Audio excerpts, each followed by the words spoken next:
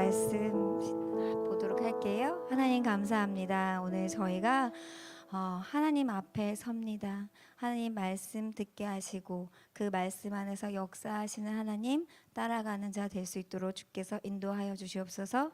예수님의 이름으로 기도했습니다. 아멘. 오늘 본문은 창세기 1장 26절에서 27절 말씀으로 만나보도록 하겠습니다.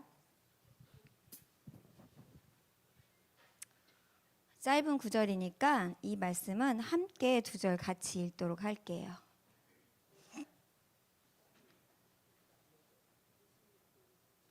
창세기 1장 26절에서 27절 말씀. 네, 다 찾으셨지요? 함께 교독하시겠습니다. 시작.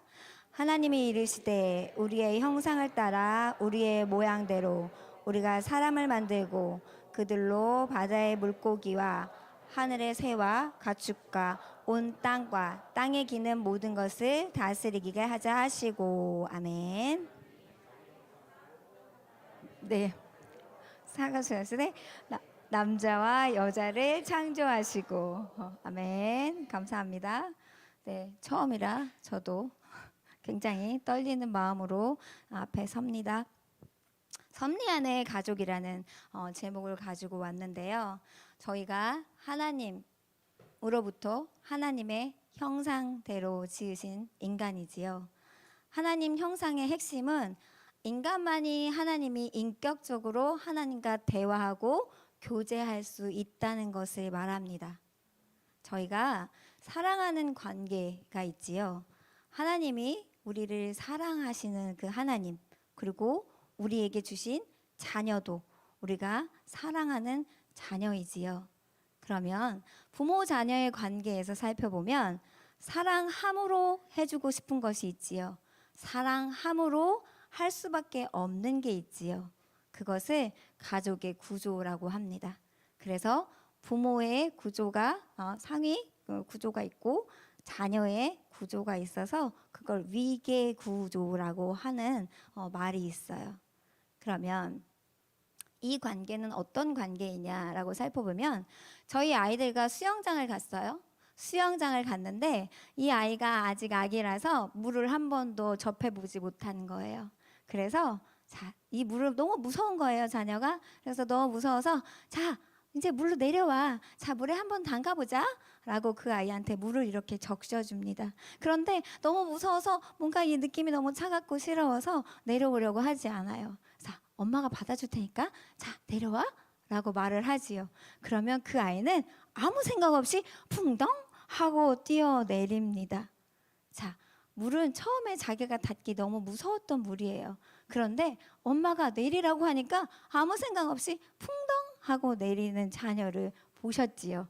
다들 그렇게 키우셨으리라고 생각합니다.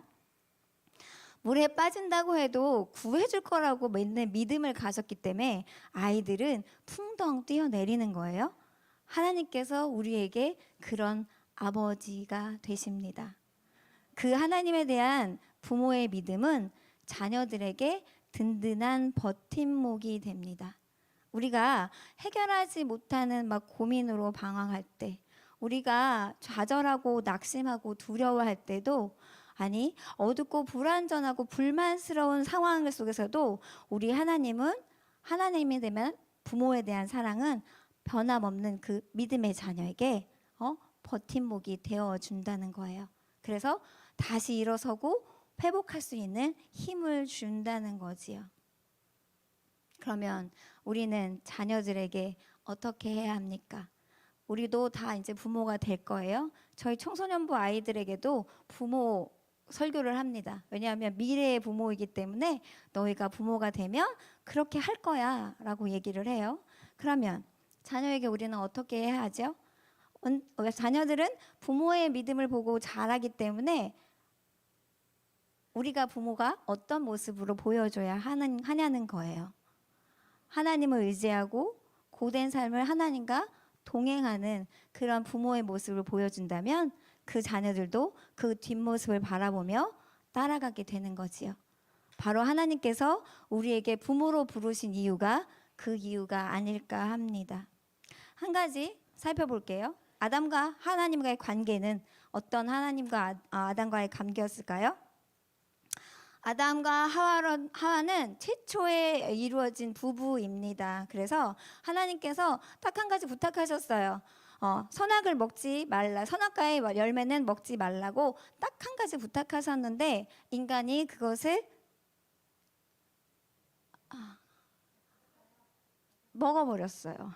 그래서 명령의 복종에 실패를 했어요. 그래서 아담과 하와는 실패한 부부가 됩니다. 자, 불순종의 원인은 하나님과 연결됨이 끊어진 것이지요. 그러면 에덴에서 이제 쫓겨나왔어요. 에덴에서 쫓겨나온 아담이 어떤 가족을 이루었을까요? 아담과 하와가 어떤 가족을 이루었을까요?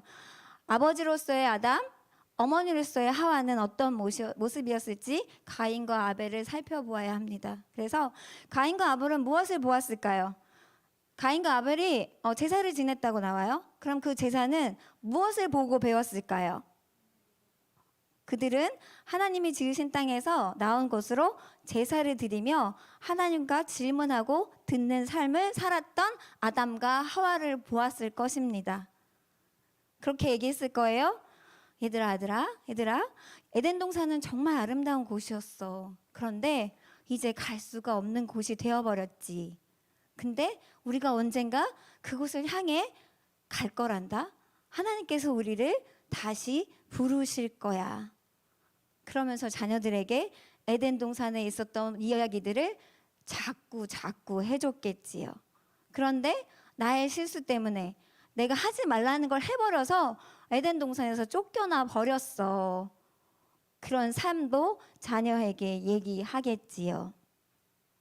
그러면 그 자녀의 밑에 가인과 아벨을 봅니다. 그런데 가인은 인정받지 못했다고 스스로 생각했어요.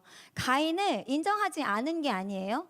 가인은 혼자 스스로 인정받지 못했다고 생각했기 때문에 가인은 어떤 아버지가 되었을까요? 그런 아담과 하와의 하나님 이야기를 듣고 자라면서 나는 스스로 하나님이 인정해주지 않고 엄마 아빠가 나를 인정해주지 않는 것 같아 라고 살았던 가인은 어땠을까요? 어떤 아버지였을까요? 가인은 부모의 삶을 바라보고 배운 바가 좀 달랐던 것 같아요. 아담이 들려주는 하나님이 아닌 자신이 알고 자신이 느낀 하나님이었지 않을까 해요. 가인의 자녀는 가인처럼 자신이 만든 하나님을 만들고 살았을 것입니다. 자신이 만든 하나님은 뭐지요? 우상입니다. 그러면 가인은 우상을 만들고 살았던 것이지요. 자녀들은 같은 이야기를 해주어도 같은 사랑을 주어도 다르게 받아들입니다. 저희 언니가 생각하는 유년 시절 저희 엄마와 제가 생각하는 유년 시절 저희 엄마와 제 동생이 생각하는 유년 시절 엄마가 다 달라요. 그래서 저희는 엄마가 3명 있습니다. 그래서 니네 엄마는 그랬고 우리 엄마는 그랬고 너네 엄마는 그랬어 라고 말을 합니다. 그런 것처럼 자녀들이 다 받아들이기 어려워요. 그러면 어떻게 하냐? 하나님의 말씀에 자녀들 이마에 말씀을 붙이고 손목에 말씀의 띠를 채우라고 말씀하셨어요. 그것은 어떤 의미예요? 각자 다 다른 자녀에게 어떻게 하라는 거예요. 나만 알고 있는 말씀과 나만 바라보는 하나님이 아닌 자녀에게 나의 하나님을 계속해서 세세하게 알려주라고 하는 게 하나님의 명령인 것입니다. 가인이 아벨을 죽였어요. 그래서 아벨 이후에 태어난 셋이 있지요. 셋의 자손에 에녹이 있습니다. 그 에녹은 어떤 자라고 성경에 나와 있지요? 에녹은 하나님과 동행하는 자라고 단 한 줄 나와 있어요. 나이 나와 있고. 그런데 저는 이 에녹의 마음이 너무 절실하더라고요. 이 에녹이 너무 닮고 싶더라고요. 하나님과 동행하는 모습을 보여주십시오. 그 모습을 듣고 보고 자라는 자녀로 양육하십시오. 동행은 어떤 것이지요? 동행은 어떤 것이라고 사전에 나왔냐면요. 함께 말하고 느끼고 길을 가며 나누는 것을 말합니다. 그래서 함께 같이 이렇게 걸어가면서 이런저런 이야기를 함께 하는 것을 동행이라고 해요. 우리의 삶 속에서 하나님과 동행하고 계십니까? 에녹은 그렇게 하나님과 동행하는 삶을 살았어요. 그러면 아담이 얘기했듯이 그 자손의 자손에게 에덴 동산 이야기도 전해주고 하나님 이야기도 전해주고 모든 이야기를 전해주면서 아담과 하와의 그 자손에 이제 노아가 태어나게 됩니다. 그러면 노아는 어떤 가족이었을까요? 우리 굉장히 많이 알고 있어요. 하나님께서 아담과 하와를 에덴 동산에서 쫓아내시고 상당한 세월이 흐른 후에 노아가 480세 되는 시점에서 타락한 인간들을 보시고 땅 위에 사람 지으셨음을 한탄하며 회개하지 않을 경우 120년간 홍수로 심판하실 거라고 노아에게 말씀하셨어요.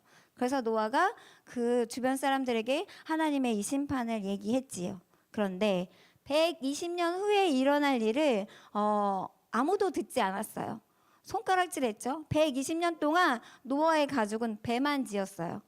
배만 열심히 지었을 뿐이에요. 그런데 120년 동안 배를 지으면서 노아의 자녀들을 봅니다. 그래서 그 자녀들은 순종하면서 120년 동안 함께 배를 지었어요. 120년 동안 순종한 노아도 노아지만 그 아내와 3명의 아들과 며느리를 합해서 8명의 가족이 하나님 말씀에 순종하는 삶을 살았다는 거예요. 그럼 노아는 어떤 모습을 보여줬을까요? 홍수 후에 노아의 가족이 방주에서 나옵니다. 방주에서 나와서 제일 먼저 한 것이 무엇인지 아시나요? 예배를 드렸어요. 제사를 드렸어요. 방주에서 나와서 가장 먼저 한 게 예배라는 거예요. 우리의 믿음의 조상이 있습니다. 아브라함이라고 얘기하지요. 근데 하나님께서 믿음의 조상을 콕 집은 이유가 있어요. 현대인 성경에 이렇게 설명이 나왔는데요. 내가 아브라함을 택한 것은 그가 자기 자녀들과 후손들을 잘 인도하여 의롭고 선한 일을 하게 하여 경건하게 살게 하도록 위해서이다. 그렇게 함으로써 나 여호와는 아브라함에게 한 모든 약속을 이행할 것이다 라고 표현하고 있어요. 뭐라고 얘기하고 있는 거죠? 아브라함이 어떤 사람이 될 거라고 하나님이 알고 계셨어요. 자녀들에게 말씀을 잘 전달하고 잘 명심하게 하고 그것을 하게 해줄 사람이 바로 아브라함인 거야 라고 선택하셨다는 거예요. 우리는 아브라함의 자손이지요. 우리에게 하나님께서 믿음의 가정을 세우라고 하십니다. 어떻게 해요? 우리 자녀에게 나의 하나님을 보여주세요. 나의 가족에게 하나님과의 삶을 이야기해 주세요. 찬양이 얼마나 기쁜지, 찬양이 내 삶의 기쁨을 얼마나 주는지, 말씀이 얼마나 내 가슴에 충만하게 되는지, 함께 드리는 예배가 내 안에서 성령님께서 얼마나 좋아하시는지 이야기해 주시는 부모가 되셨으면 합니다. 그리고 우리 아이들도, 너희들도 친구나 주변에게 그런 사람이 되었으면 좋겠어요. 매일 만나고 대화하는 하나님 들려주세요. 그런 하나님 만나고 계시나요?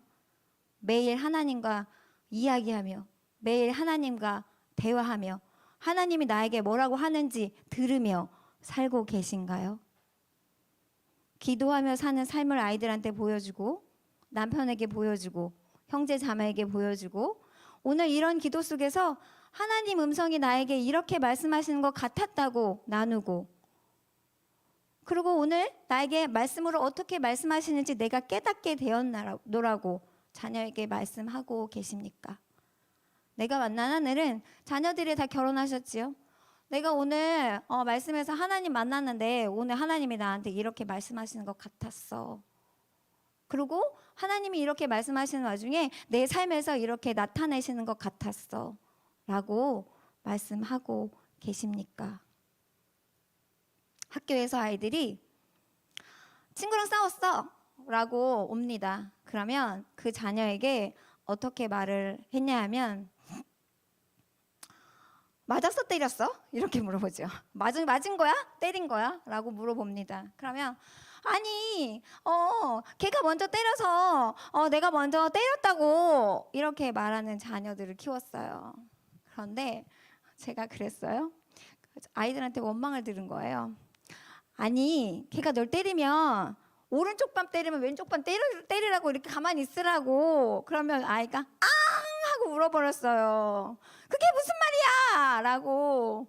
왜 걔가 날 때렸는데 내가 왜 그래야 돼?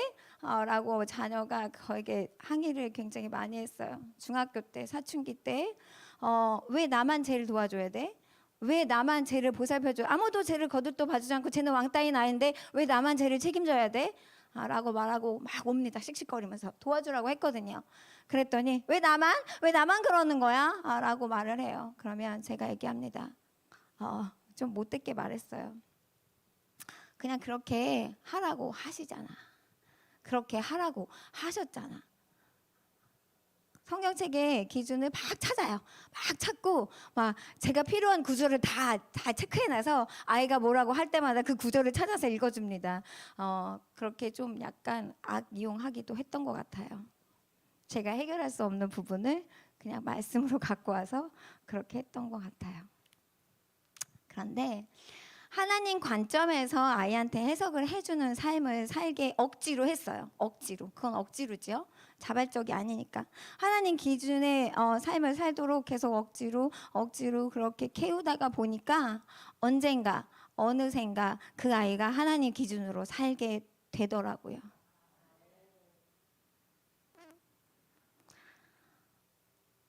그랬더니 이제 다 커서 그런 얘기를 해요. 그런 얘기를 했을 때 어떤 느낌이 들었니? 라고 물었어요. 그랬더니 내가 만난 하나님, 내가 오늘 역사하시는 하나님에 대해서 이렇게 나눔을 하면 자녀가 그렇게 말을 합니다.